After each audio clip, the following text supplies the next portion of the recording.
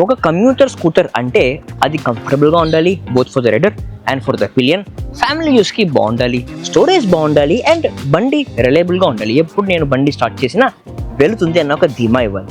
ఈ బండిలో అన్నీ ఉన్నాయి, కానీ ఒకటి రెండు విషయాలు మాత్రం తిరిగి ఆలోచింపజేస్తుంది. This is River Indie 3rd generation. ఇవాళ ఈ బండిలో ఉండే బాగుండే విషయాలేంటి, సమస్యలేంటి, ప్రతి చిన్న విషయం చాలా క్షుణ్ణంగా మాట్లాడదాం. ఇందులో మీకు ఒకే వేరియంట్ వస్తుంది, 4 kWh with 161 kilometers of IDC range. Real range చూస్తే కనుక ఎకో మోడ్లో, సోలో రైడ్లో మన రేంజ్ టెస్ట్లో 120 kilometers ఆఫ్ రియల్ రేంజ్ వచ్చింది.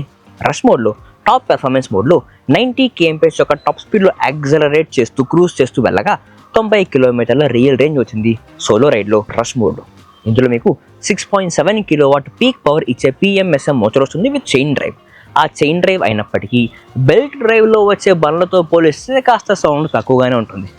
If you know you know. ఈ బండ్లో ప్రోస్ గురించి మాట్లాడితే, అసలు ఈ బండ్లో బాగున్న విషయాల గురించి మాట్లాడితే మాత్రం ఫస్ట్ది దీంట్లో ఉండే రైడ్ కంఫర్ట్ అండి. స్టాండ్స్ చాలా బాగుంటుంది. ఒక కాన్ఫిడెన్స్ స్టాండ్స్ అయితే ఇస్తుంది, ఒక SUV వంటి ఫీలింగ్ అయితే ఇస్తుంది.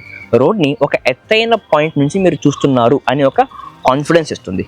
అండ్ రైడ్ కంఫర్ట్ గురించి ఇంకో ముఖ్యమైన విషయం, ఇందులో వచ్చే భారీ seat, nice comfortable cushy seat both for the rider and for the pillion చాలా సౌకర్యవంతంగా ఉంటుంది. అలా సౌకర్యవంతం చేయడానికి ఇంకొక పాయింట్ వచ్చేసి ఈ food pegs. For the pillion ఒక మంచి ఎర్గనామిక్ ప్లేస్లో ఇచ్చారు. ఫర్ ద రైడర్ ఆల్సో ఫ్రంట్లో మీరు సామాన్లు పెడితే మీ కాలు పెట్టుకోవడానికి చాలా వీలుగా ఒక ఫుడ్ బ్యాగ్ అయితే ఇక్కడ ఇచ్చారు. అంతేకాకుండా రోడ్స్ బాగాలేదు అన్న వేళ, రోడ్స్ లేవు అన్న వేళ మీకు లోడ్ ఫీల్ అవ్వకుండా ఉండాలి అనడానికి 14-inch అలాయ్ వీల్స్ ఇచ్చారు. ఈ వీల్స్ దాదాపు లోడ్ మొత్తాన్ని సోక్ చేసుకుంటుంది. అండ్ ఫ్రంట్ టెలిస్కోపిక్ సస్పెన్షన్, రేర్లో వచ్చే monoshock suspension with Gen 3 more soft and plushy చేశారు. కనుక రోడ్ బాగాలేదు అన్న వేళ both for the rider and for the pillion చాలా కంఫర్టబుల్గా ఉంటుంది. ఇంకా దీంట్లో బిగ్గెస్ట్ USP వచ్చేసి ఇందులో వచ్చే స్టోరేజ్. ఇందులో మీకు 43 liters ఆఫ్ భారీ స్పేస్ వస్తుంది అండర్ యువర్ సీట్. ఇందులో ఒక 2 హెల్మెట్లు ఉంచుకోవచ్చు, లేదా ఒక ఛార్జర్ అండ్ ఒక హెల్మెట్. ఛార్జర్తో పాటు 2 హెల్మెట్లు ఉంచుకోవాలి అంటే కాస్త జుగాడు చేసి దీన్ని కాస్త అటు ఇటు తిప్పి కాస్త ఇరికిచ్చి ప్రెస్ చేసి పెట్టాలి, బట్ పాసిబుల్. ఇందులో ఒక బూట్ ల్యాంప్ కూడా వస్తుంది, క్రాస్గా ఇచ్చారు. బూట్ మొత్తానికి చీకట్లో ఒక వెలుతురు అందేట్టుగా. అంతేకాకుండా ఫ్రంట్లో you have 12 liters of glow box. ఇందులో మీరు ఇదే నేను చెప్పిన ఆ జుగర్ అనేది కాస్త నొక్కి పెట్టాలి, ఇబ్బందిగా ఉంటుంది. బెస్ట్ ఏంటంటే తీసేయడం. ఇందులో మీకు ఫ్రంట్లో 12 liters ఆఫ్ గ్లో బాక్స్ వస్తుంది. ఇందులో ఒక నీళ్ళ బాటిల్, ఒక పవర్ బ్యాంక్ లేదా ఎమర్జెన్సీగా ఉపయోగపడే యాక్సెసరీస్ని ఇందులో ఉంచుకోవచ్చు. ఇందులో మీకు యూ హ్యావ్ ఎ నాబ్, లాగితే ఛార్జింగ్ సాకెట్ అనేది ఓపెన్ అవుతుంది. ఇందులో you have rubber seal to protect the charging connector.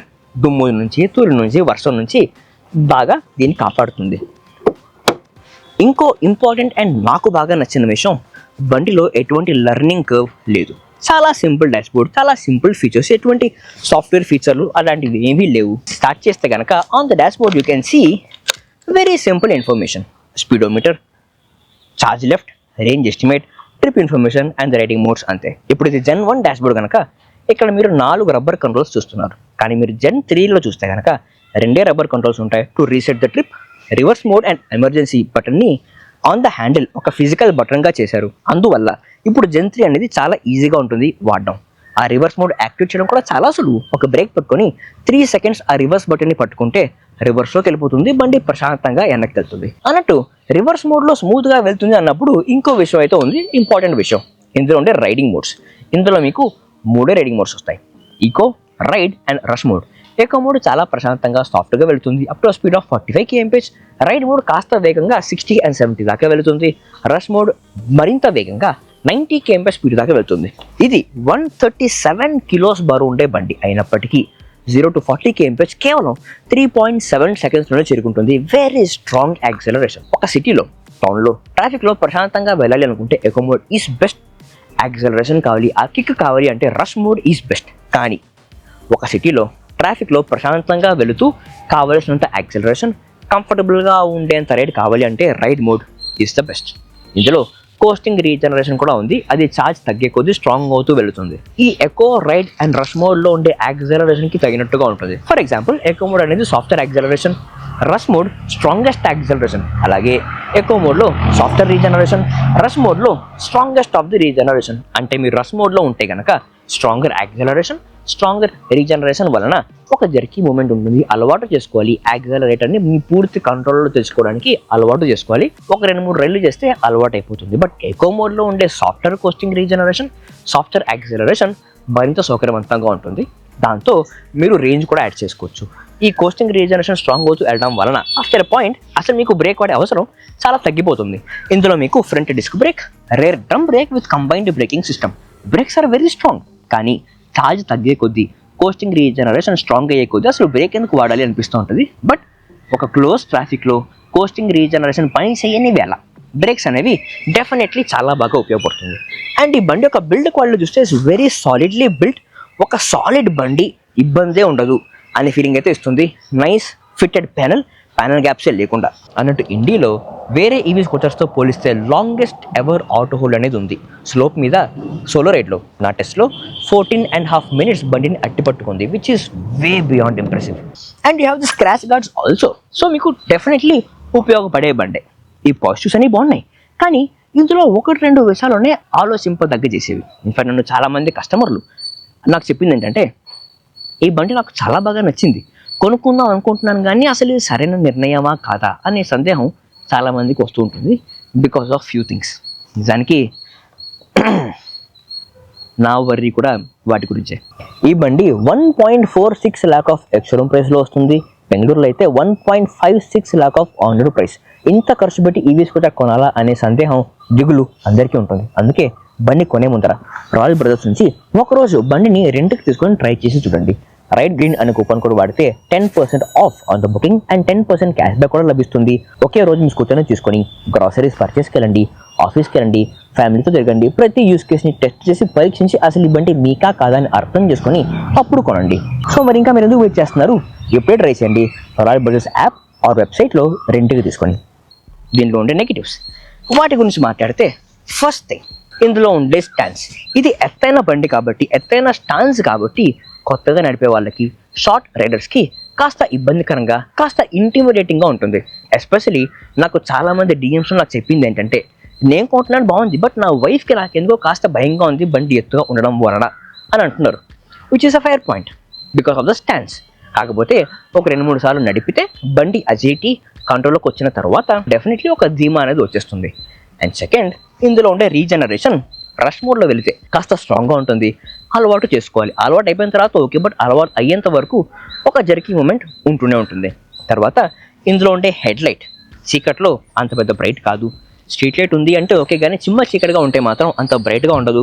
ఇంకాస్త బ్రైట్గా చేస్తే బాగుంటుంది అని ఖచ్చితంగా అనిపిస్తుంది. ఇంకా దీంట్లో అతి ముఖ్యమైన కన్సర్న్ వచ్చేసి ఇందులో వచ్చే ఛార్జర్తో.